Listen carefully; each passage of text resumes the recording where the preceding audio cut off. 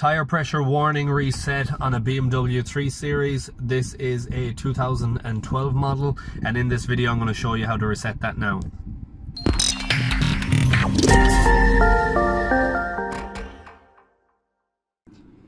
Okay, so what you do is you go over to this item and you will be using the navigation screen up the top.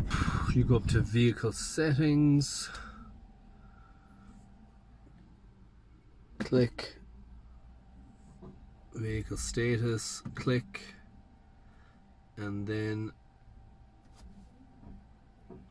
on this one you scroll to confirm tire pressure, you click it,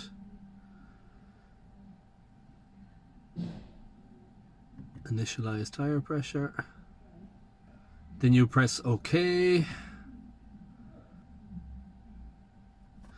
see down here it's activating, and then it's all reset. And that is how you reset your tire pressure monitoring system on a BMW 320. I hope you found this video useful. If you did, please like, share, comment, and subscribe. And I hope to see you in the next one. Thanks for watching.